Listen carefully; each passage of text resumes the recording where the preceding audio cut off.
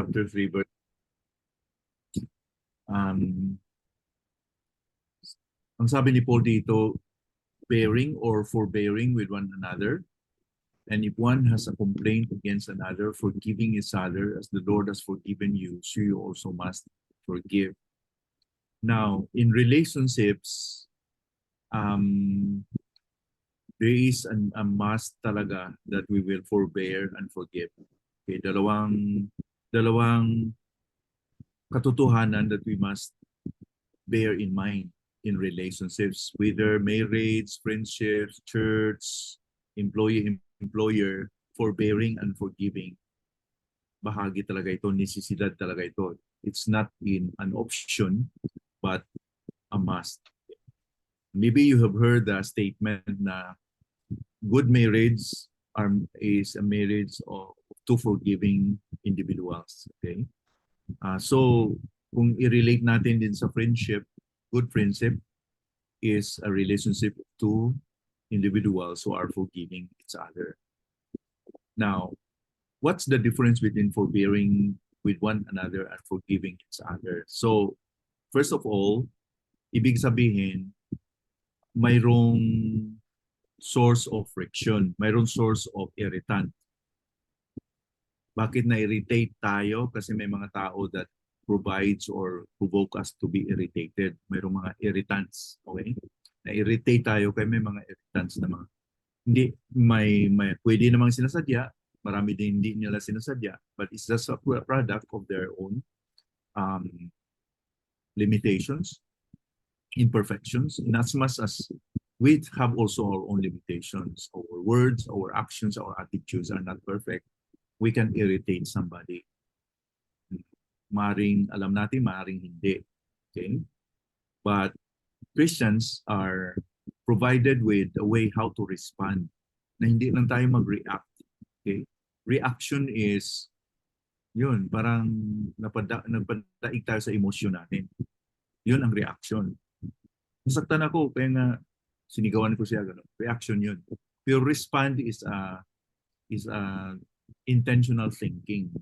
It's pinagmuni-muni mo na para magpinag-isipan mo paano kaya ako mag-respond dito according sa salita ng Panginoon, according sa prompting sa Holy Spirit, according sa kalooban ni Lord, na matutuwa si Lord na hindi ako magkasala, na ma-please si Lord sa aking response. So ang response whenever there are people who inadvertently or advertently hurt us or na-irritate sa atin is number one is for bearing with one another. Ang bearing with one another is tiniis mo. Kung may bigat, tiniis mo. Right? Kaya ko pa to. Kinaya mo. Kasi kaya mo pa eh. Di ba? Tiniis mo kasi kaya mo pa eh. Now, there will come a time na hindi mo na kayanin. Nasasaktan ka na. Pag hindi mo na kaya, nasasaktan ka na. That's why the next aspect of our verse is forgiving each other. Bakit mag-forgive ka? Kasi nasasaktan ka na eh. So sa forbearance, hindi ka pa nasasaktan. Nabibigatan ka lang, pero okay lang. Hindi ka pa nasaktan eh. Pero sa panahon na sobra na, parang sobra na to. Kung sa gantangan pa, alam mo din yung gantangan, yung panglagyan ng palay. No?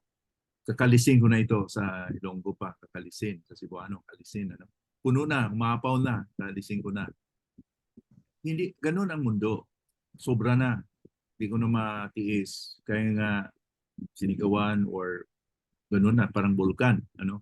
Sa atin, bilang Kristiyano, because we have the Holy Spirit, we can forgive. Okay? And sabi pa ni Panginoong Kristo sa Matthew 18, not only 7 times, but 70 times 7. Ibig sabihin, ang pag-forgive natin is limitless because ang forgiveness is not good for the person who sinned against us, but good for us na hindi tayo magtanim ng sama ng loob. Kasi walang alternative and substitute ang forgiveness.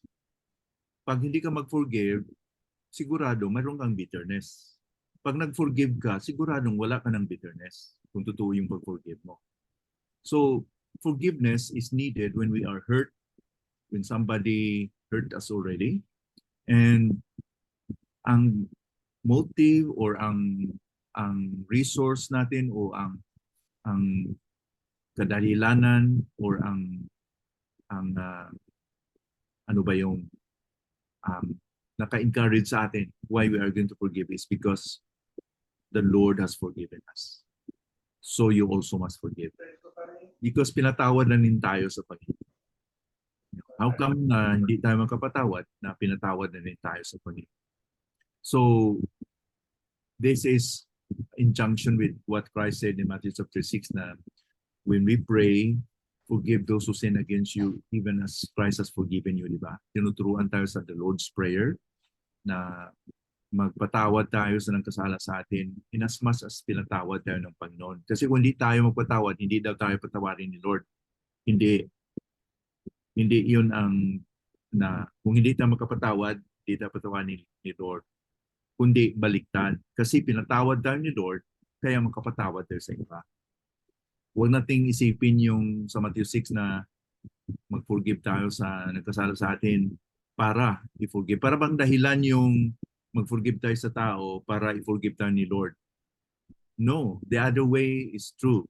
The opposite is true. Kasi pinaforgive tayo ng Panginoon na wala na tayong, hindi na tayo i-condemn, di ba? Therefore, there is now no more condemnation to those who are in Christ. Hindi na tayo hatulan kasi pinaforgive na tayo. Past, present, and future sins. That's why we can forgive. Ephesians, then sa 4, verse 32 na be kind to one another, tender-hearted, forgiving with one another, even as you have been forgiven in God through Christ. So ang dahilan na tayo mag-forgive ay because naka-receive tayo ng forgiveness. Yun po ang tunay na pagpakita na tayo po ay Christian. Hindi magawa ito kung wala si Kristo sa puso natin. Hindi ito magawa kung walang banal na espiritu kasi siya po yung kapangyarihan natin that we can let go and forgive completely sa puso natin. So, remember, in relationship, we have limitations. We can hurt with one another. We can disagree with one another. Then there will come a time na we tolerate, we bear one another. Okay, hanggang hindi na okay.